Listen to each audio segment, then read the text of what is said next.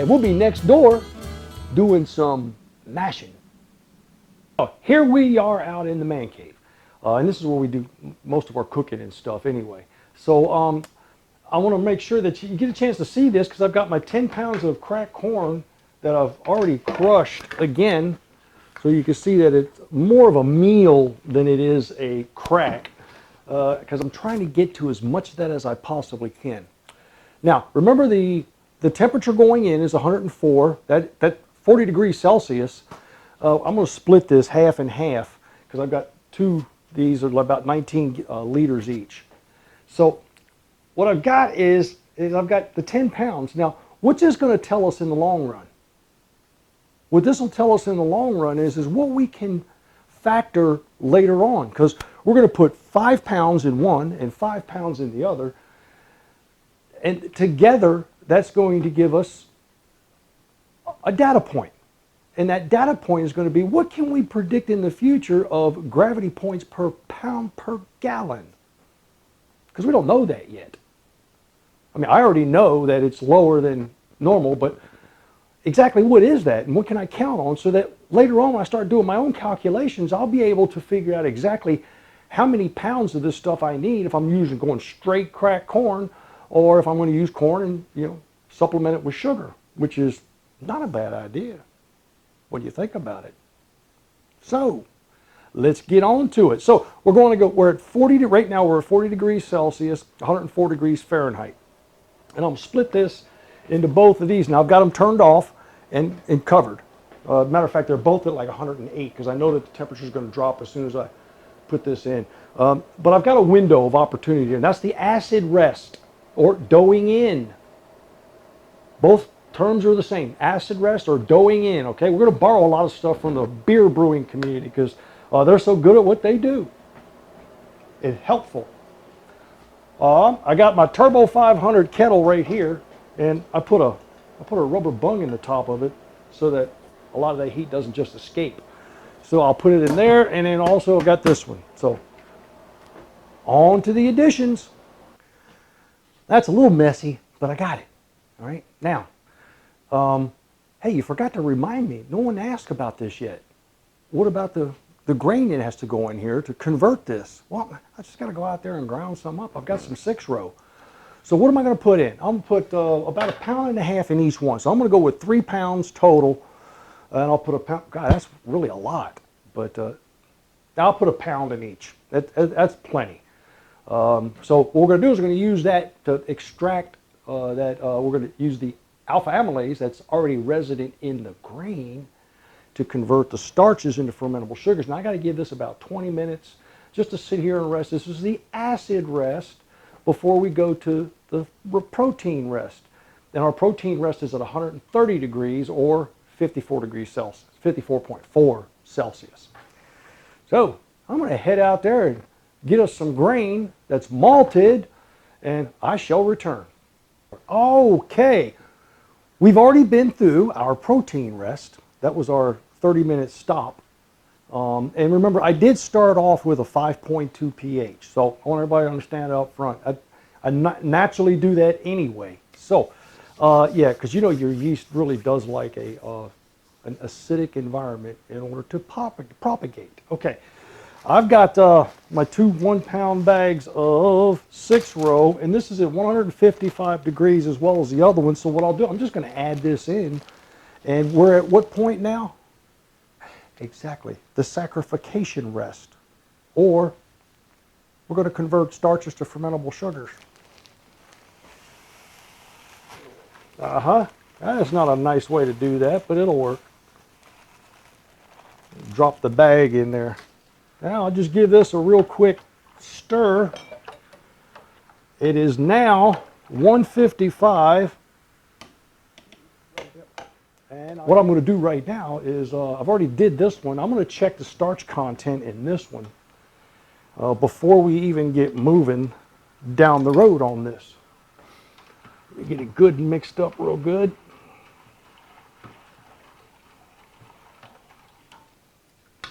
Now remember, we use either iodine or iodophor, either one. There's my spoonful. Now I've got my iodine. I got a spoonful, and we're going to give it a drop. And look at that, totally black. That is one fully laden. Oh yes, fully starch laden mash. So it's time for us to do a conversion. I'm just going to add that other pound to this. I'll be back. Well, welcome back. We are at that point. Now, let's do a real quick review. What we did was we took 10 pounds of cracked corn and we milled it again so it would be a little bit finer so we can get at it. And so we've put it in. We got 2 5-gallon here. We put it in there at 104 degrees and we allowed that to set for about 20 minutes. And that was called the acid rest, or borrowed from a beer brewing term, it's called doughing in. So we did that. And then after that, we raised the temperature to 130. Now that 130 was 54.4 degrees Celsius. We raised it to that because we're going to do the protein rest. Now see, we're trying to take advantage of that corn that we don't get unless we have a flaked product. The flake corn's already been gelatinized. So all that's been done for us. So now we've got to do the extra step. So we did the protein rest for 30 minutes, 20, 30 minutes, give or take. And unfortunately, there's no test at the end of that to tell whether it's time to move to the next one. You just use a time factor.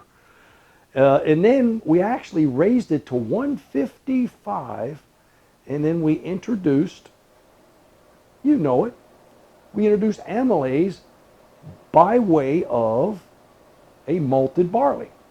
We used 6-row malted barley. So we put a pound in each one. And remember, we did the starch test at the very beginning. We got this huge black blob that started off. So now we're at the very end. We're going to test this to find out if we've converted all of those starches into fermentable sugars. Are you ready? I am. Let me mix this. Let me stir this so I get a really good reading from everything. And I'll tell you, it's really, really thin, and it's amazing.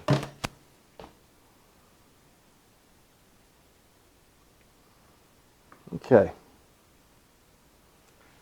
So we have our sample out of pot 1. And let's step over here to the camera. Now, here we go. This is our test. Ready? Now look how quickly that dissipates. And it's only a brownish color. It's not that, remember that black blob we had? So that's that one. We take a sample from our second pot and we do the same thing. And look how quickly that dissipates. No more black blob. All right. So now let me ask the question that I'm sure all of you understand, or all of you have the answer to. What does that starch test tell us? Well, it tells us that all the starches that we had extracted in both of these, we have been able to convert to fermentable sugars. What we don't know the level of that, and we're going to find that out. Because the first thing we got to do now is, now the last one that I did a fermentation on the grain. This one I'll do the fermentation off the grain. So I'll strain these two out into a bucket. I'm going to cool them, and I need to cool them down. See, 65 degrees Fahrenheit is what it's calibrated at. I'll get near there, and then we'll do a hydrometer reading and find out what our specific gravity is. But I've got to bring it at least below 90 before I can pitch any yeast so we can get a fermentation going. So let's find out what 1 pound of cracked corn in 1 gallon of water is equivalent to in gravity points. You with me? I knew you were. Be right there. About the final step. we still have to test the gravity, and I've got that sitting in the freezer. Remember how I did that last time? I have to cool it. And the other thing I have to do is cool these two, because I've got two 5-gallon buckets full of this mash.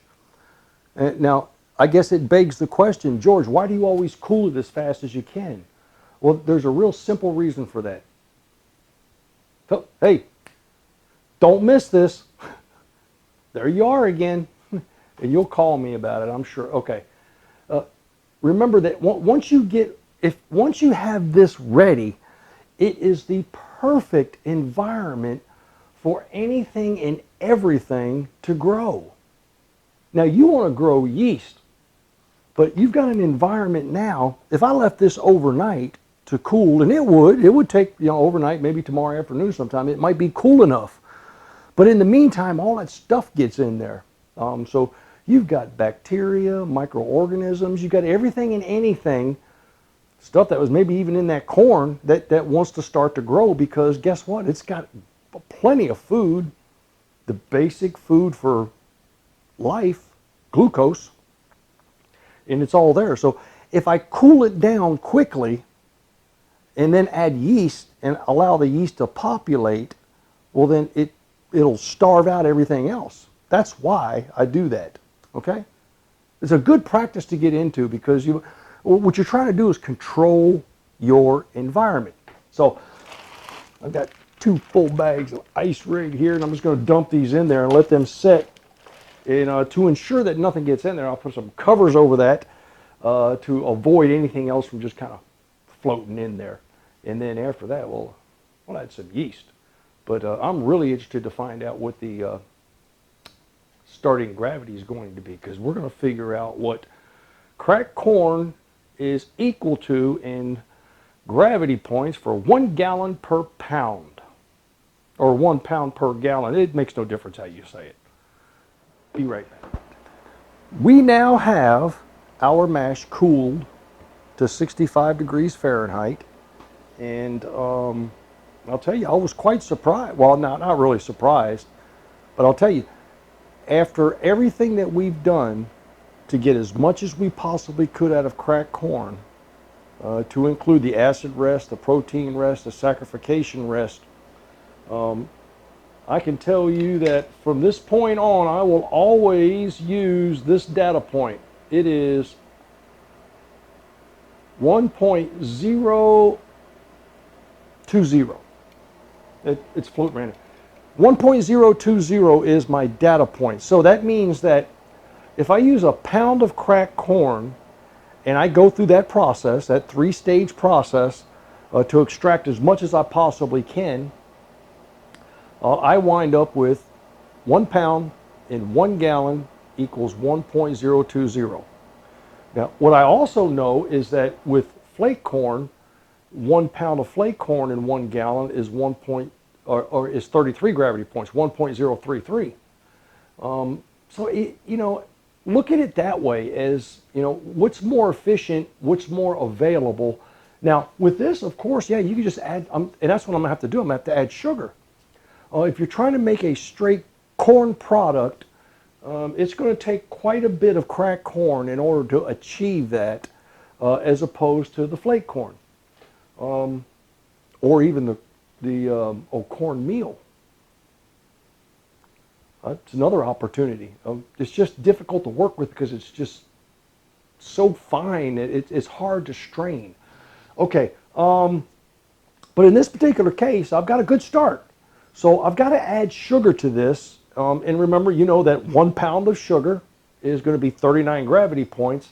So look, folks, do the math yourself, and figure out what you need for your particular recipe. And I would say, right off the top of my head, that if I use 10 pounds of cracked corn and 5 gallons of water, my starting gravity would be 1.040. Make sense? Okay, now I only have to go from 40 up to 90. What, another 40 gravity points and some? A pound of sugar, so 5 pounds of sugar. 10 pounds of corn, 5 pounds of sugar will get you to just about 1.090 in a 5-gallon, 19-liter mash. Now, have we covered it all? Look, you know, as always, you can always call me or send me an email. Please comment below. Don't forget the, I don't even want to mention it anymore. We've crossed 40,000. We're trying our best to get to 50,000 subscribers. Please, give us a hand, show us some love. And until next time, happy distilling.